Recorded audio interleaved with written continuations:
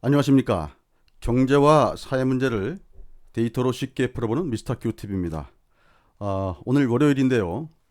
시장 시황 정리를 좀 해보고요. 증시 전망을 좀 해보도록 하겠습니다. 오늘 특징적인 현상은 뭐 여러 가지가 있겠지만 제가 뭐 주로 제약바이오 업종을 중점적으로 봐서 그런지 몰라도요. 그동안 그 중소형 제약주들이 아주 난리였는데 일단 중소형 제약주들이 약세로 전환이 됐고요. 그다음에 바이오 업종들이 상대적으로 강세를 보이는 그런 흐름을 보였습니다. 저 먼저 시황 정리부터 좀 하겠습니다. 먼저 뭐 재료 측면인데요. 제가 계속 말씀드리지만 시장은 유동성과 경제 재개에 대한 기대감을 가능케 하는 치료제, 백신에 대한 뉴스에만 관심을 가지면 될 거라고 저는 말씀을 좀 드렸습니다. 이런 것들에 의해서 시장은 관성대로 갈 것이다. 그래서 앞에 나오는 재료들 중에 이런 것들에 영향을 주는 재료가 아니면 노이즈로 받아들이겠다. 저런 유동성이라든지 그 다음에 치료제 백신과 관련된 그런 뉴스면은 시그널로 받아들이겠다. 이렇게 말씀을 좀 드렸었습니다. 자, 미중 총영서관 폐쇄되는 것, 뭐 이거 뭐 일단 노이즈로 받아들여야 되겠죠. 왜냐면 그동안 뭐 볼튼 그 보좌관이셨나요? 그분이 뭐 서로 뭐 왔다 갔다 한 그런 얘기들에 대해서 말들이 많았기 때문에 뭐 약간 페이크다 뭐 이런 식으로요. 그래서 일단은 뭐 그렇게 받아들이고 있고요. 그다음 1조 달러 경기 부양책 예산안 제출 문제는 이건 뭐 일단 시장의 유동성과 관련된 거기 때문에 호재로 받아들여야 되겠죠. 그다음에 인텔 7나노 공정전환 지원으로 외주 가능성. 이건 뭐 삼성전자가 되든 아니면 대만의 TSMC가 됐든 일단 외주를 받는다 그러면 좋겠죠. 그래서 아시아 반도체 주식들이 강세를 보였습니다. 오늘 우리나라에서도 삼성전자가 강세를 보이는 그런 흐름을 보였습니다. 그리고 달러 약세가 계속됐고요. 달러 약세는 결국 유동성과 관련된 내용이죠. 굉장히 중요한 어떤 지표입니다. 그다음에 금속 달러가 약세로 들어가면서 금속 가격이 금, 은 등 그런 금속 가격이 강세를 보였고요. 또 이에 따라서 시크리컬 업종들이 강세를 보였습니다. 그래서 시장은 뭐 일단 그 간단하게 한마디로 정리를 해드리면 유동성과 경제 재개에 대한 기대감을 가능케 하는 치료제 백신 요것에 의해서 관성을 가지고 계속 간다. 그렇게 받아들이면 되겠습니다. 자, 오늘 그 업종별 매매 동향을 보도록 하겠습니다. 오늘은 외국인이 1,557억을 매수했는데요. 그 중에서 전기 전자 업종이 3,040억이니까 거의 대부분 그 전기 전자 업종에 집중이 됐고요. 그 다음에 철강 금속 업종이 167억 정도 들어왔습니다. 오늘 아까 말씀드린 시크릿 대표적으로 금속 관련주들이 오늘 강세를 보였고요. 오늘 많이 판 업종은요, 화학 업종과 그 다음에 의약품 업종을 상당히 많이 팔았고요. 대형주, 중형주, 소형주라고 봤을 때는 중형주 쪽에 414억 외국인 매도가 좀 있었습니다. 그동안 중형주가 상당히 아웃퍼폼 했었는데요. 일단 뭐 이익 실현 일부 했다고 볼 수가 있겠죠. 그리고 선물 시장을 보겠습니다. 그 선물 시장은 외국인이 2,074억 매수를 했고요. 지금 보시면은 그 외국인이 그 매수하는 선물을 개인과 기관이 매도해 줬다고 보시면 되겠습니다. 이건 지금 뭐 이런 그 외국인이나 기관 흐름을 보면서 뭐 외국인이 사서 오늘 굉장히 똑똑한 개인들이 팔고 외국인과 기관이 샀다 이런 식의 그 말씀하시는 분들이 계신데요. 이거 꼭 그렇게 볼 건 아닙니다. 이거 왜냐면 거래라는 게 그 양손으로 쳐야 이게 박수 소리가 나는 것과 마찬가지 이치 아니겠습니까? 그래서 그 외국인이 사면 개인이나 기관이 누군가 팔아야 되고요. 뭐 이렇게 되는 거죠. 그래서 사실 거래 카운터파트 개념으로 받아들이셔야 됩니다. 자, 오늘 제약 바이오 중에서 제약과 바이오를 좀 나눠서 보면은요. 신풍 제약을 필두로 해서 급등했던 중소형 제약주들이 그 지난 금요일부터 약세로 전환했죠. 오늘 뭐 큰 폭으로 그 떨어지는 그런 상황을 연출했습니다.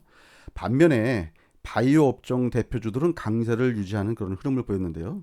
제가 뭐 지난 금요일날 요즘에 뭐 PDR이라는 그런 뭐 얘기들을 많이 한다고 말씀드렸죠. 근데 사실은 PDR 관점으로 보면 PDR의 D는 Price, D, Dream, Ratio, 그죠? PER은 earnings고요. PBR의 B는 book value죠.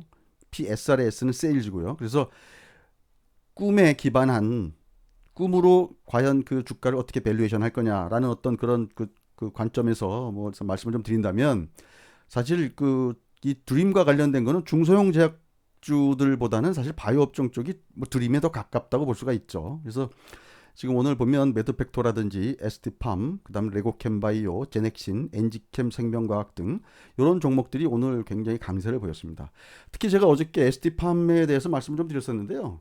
ST팜은 이렇게 보시면 될 것 같습니다. 지금 그 삼성증권 보고서에 6만 4천 원을 목표가로 해서 레포트가 나왔었는데요.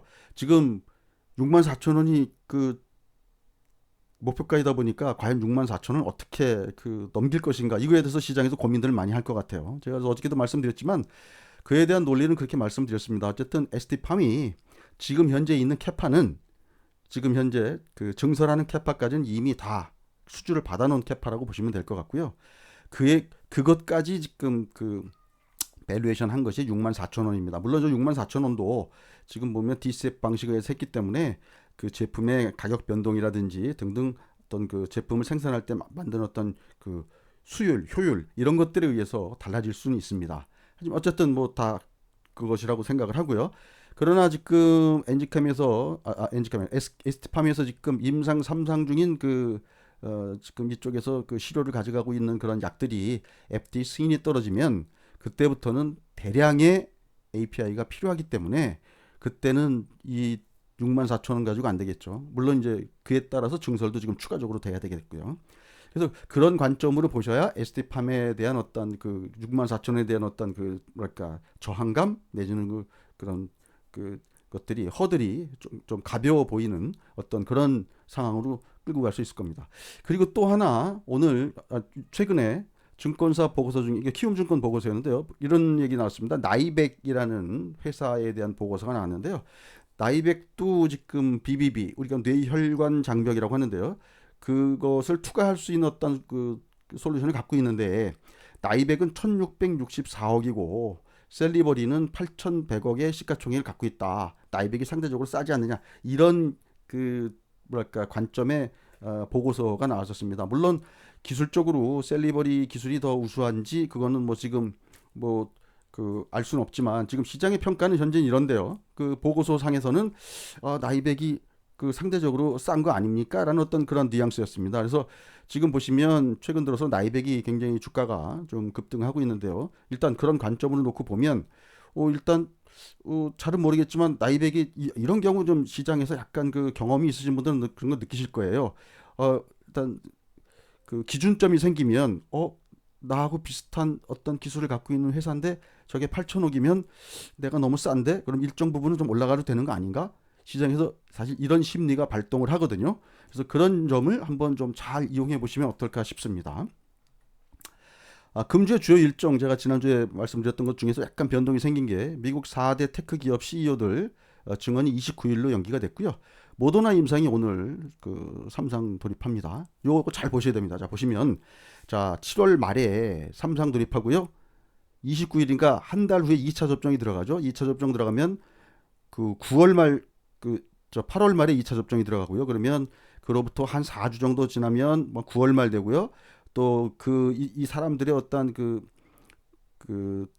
항체가 형성이 됐는지 뭐 이게 조사하고 뭐 수집하고 하는데 또 뭐 최소한 한 달 정도 걸린다고 그러면 10월 말 정도 돼야 뭐 빨라야 10월 말 정도는 돼야 뭐 이렇게 데이터를 우리가 좀 알 수 있는 상황이 되지 않겠습니까? 그래서 그 전까지는 그때 만약에 했는데 데이터가 되게 안 좋게 나왔습니다라고 했을 때는 정말 우리가 멘붕에 빠지겠지만 그 전까지는 계속 희망 회로를 돌려야 되겠죠.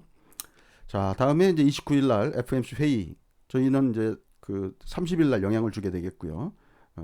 그다음에 31일 날 페이스북, 알파벳, 아마존 실적 발표가 있습니다. 제가 이 실적 발표에 대해서는 계속 말씀드렸지만 뭐 애들이 그 적당한 허들을 만들어 놓고요. 허들을 넘겼다 못 넘겼다 이러면서 사실은 뭐 자기네들이 좋게 평가하고 싶으면 좋게 평가하고 나쁘게 평가하고 싶으면 나쁘게 평가하는 어떤 그런 그 아주 고무줄 잣대를 가지고 얘기하기 때문에 저는 여기에다가 큰 의미를 부여하지 않습니다.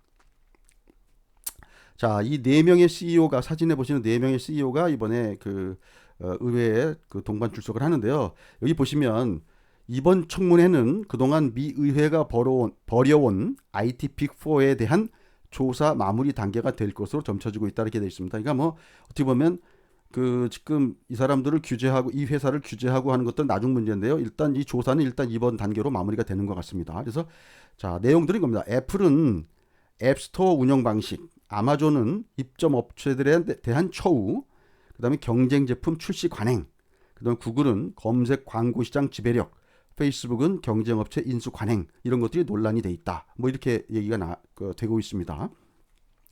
자, 그거는 뭐 시간이 지나면서 어떻게 될지 좀 더 지켜봐야 되겠고요. 다음에 FOMC 얘기입니다. FOMC는 지금 로이터에 나온 기사를 뭔가 초이스 경제라는 어떤 신문에서 보도를 한 것 같아요.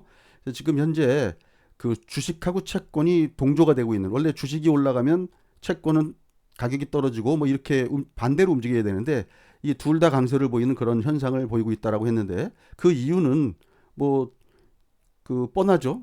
지금 사실은 정부의 어떤 재정 정책과 그다음에 금융 정책이 돈을 계속 풀기 때문에 나타나는 현상이라고 볼 수가 있습니다. 그러나 여기 저 네모칸 보시면 현재 국제 금융시장에서는 이와 반대 현상이 벌어지고 있다. 로이터는 페드의 이번 회의가 이런 현상을 그대로 놔둘 것이다. 뭐 결국에는 계속 지금 현재의 기조를 유지할 것이다라는 그런 내용이겠죠. 향후 예상되는 페드의 정책은 수익률 곡선 관리이다. 일드 컵 컨트롤이라고 하죠. 로이터는 페드가 2년, 3년 만기 채권을 사들임으로써 당분간 금리 인상이 없을 것이라는 신호를 보내는 것이 한 예가 될 수 있을 것이다라고 전했다. 이거 굉장히 뭐 어려운 얘기였지만 별 얘기 아닌데요. 만약에 이 얘기를 좀 쉽게 듣고 싶으신 분들은 유튜브 가셔서 신한은행의 오건영 팀장이라고 있습니다. 제가 보면 여태까지 뭐 제 어떻게 보면 금융업계 어떤 후배이긴 하지만 이 관련된 채권 시장과 관련된 금융 정책과 관련된 내용을 이분처럼 이렇게 쉽게 설명하는 분들은 제가 없는 것 같아요. 그러니까 이분 나오고 난 이후에 이코노미스트들 중에서 이 채권하고 금융 정책과 관련돼서 하시던 분들은 다 쏙 들어갔습니다. 그러니까 시간 있으신 분들은 오건영 팀장의 한번 방송을 한번 들어보시면 이해가 쉽게 되실 것이라고 그렇게 생각을 합니다. 자, 제가 유동성과 관련해서는 달러 인덱스를 보라고 말씀드렸죠. 자, 이제는 한번 보시면 제가 말씀드렸죠. 페드 돈 풀고 모더나 백신. 자, 그래서 지금 시장은 유동성과 백신인데요. 유동성은 뭘로 지금 우리가 확인할 수 있냐면 달러 인덱스를 보면 됩니다. 달러 인덱스가 강세로 만약에 다시 들어간다. 그러면 유동성이 조금 경색되는구나 라고 이렇게 생각을 하시면 됩니다. 그래서 달러 인덱스가 지금 오늘도 계속 약세를 보이고 있는데요. 달러 인덱스가 계속 약세를 유지하고 있는지를 보시면서 매매를 하시면 되겠습니다. 자, 제가 빨간 화살표도 말씀드렸죠. 돈 풀고 백신. 자, 주가는 올라가는 그런 현상이죠. 백신 일정도 제가 해놨습니다. 다시 한번 보시고요. 자, 그리고 이제 이렇게 관성대로 주가가 움직이다가 과연 이제 어디쯤 정점이 될 것이냐라는 것에 대한 얘기인데요. 최근 들어서 이런 말씀들 하는 분들이 많이 계십니다. 일단 시장이 일단 다 왔다. 이제 떨어져야 된다. 이렇게 이걸 결정을 해놓고 떨어져야 되는 이유를 자꾸 찾으시는 분들이 계신 것 같아요. 참 훌륭하신 분들 중에서 그런 분들이 많으신데 좀 제가 안타깝더라고요. 그런 것들은 이게 사실은 그렇게 접근하는 방식도 있지만 그렇게 접근하시면은 어떤 문제가 발생되냐면요. 나중에 너무 일찍 퇴장을 하면 결국에는 끝물에 다시 입장하는 그런 우를 범할 수 있다고 제가 말씀을 좀 드렸었죠. 물론 오늘이 정점일 수 있습니다. 근데 저는 뭐냐면 정점을 나타내는 징후와 그다음에 정점의 트리거를 찾는 게 중요하다고 저는 생각을 합니다.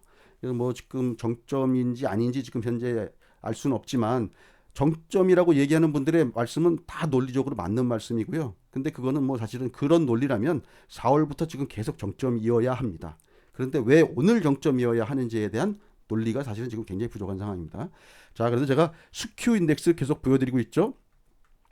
자, 스큐 인덱스가 저렇게 고점을 찍었을 때 저 동그라미 친 지역 후에 어떤 주가 흐름이 어떤 변동성이 나왔는지 한번 보여드렸었고요. 혹시 처음 오시는 분들이 계실까봐 한번 설명을 좀 다시 드려본 건데요. 자, 스큐 인덱스 지금 데일리입니다. 근데 지금 현재는 지금 여기가 정점인지 아닌지 지금 굉장히 애매한 자리이기 때문에 지금 이거 가지고 지금 정점을 논하기는 좀 어렵습니다. 자, 이거는 과거에 아니야 2018년 8월 달에 고점을 찍은 이후에 저 지금 노란색 그 동그라미 있는 그 이후에 어떻게 주가 흐름이 나온 이후에 주가가 떨어졌는지, 그다음에 2019년 12월 달에 저 빨간 동그라미가 그 징후를 보였던 데인데요.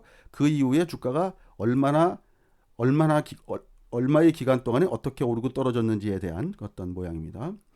자, 그리고 제가 빅스 한번 보여드렸죠. 빅스는 지금 지난 금요일 날 주가가 하락한 것 대비 오히려 빅스는 떨어져서 좀 상당히 포지션을 좀 일단 그 클리어 시킨 그런 그 흔적들이 보이죠.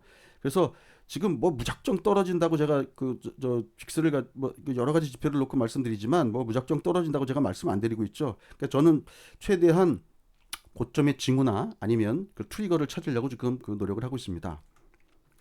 자, 풋콜레이셔도 지금 지난 뭐 그다음에 10년물 국채 수익률도 그대로고요. 자, 지금 정점에 대한 논란인데요. 저는 계속 말씀드리지만 한국 시장의 정점은 미국 시장에서 찾아야 된다고 생각을 합니다. 이유는 말씀드렸죠. 지금 거의 동행하고 있고요. 우리 장중에는 미국의 그 S&P 선물을 거의 그 복제하듯이 따라가고 있기 때문에 미국 시장에서 정점을 찾겠다고 말씀드렸습니다. 그리고 어쨌든 저희 채널에서는 그 미국 시장의 정점 징후라든지 트리거를 찾기 위해서 노력을 하죠. 제가 여러분들한테도 뭐 100%다 알려드리진 않았지만 일정 부분 그 방법을 알려드렸기 때문에 그 방법을 아마 찾으시면 그 아마 근접한 어떤 그런 답을 찾으실 수 있을 거라고 생각을 합니다. 그래서 그 일단 뭐 그런 징후가 보이면 한번 그런 정보를 같이 공유하기로 하고요.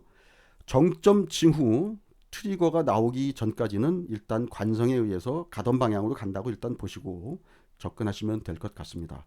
그리고 그럼에도 불구하고 정 불안하다 싶으면 해지를 원하신다면 저는 가능하신 분들은 풋옵션을 활용하라고 권고를 해드립니다. 예를 들어서 내가 주식을 100원어치 갖고 있다. 그러면 어떤 분들은 주식을 100원어치 갖고 있는데 인버스를 사라고 말씀하시는 분들이 있거든요. 그분들은 약간 좀 어디가 좀 잘못된 분들입니다.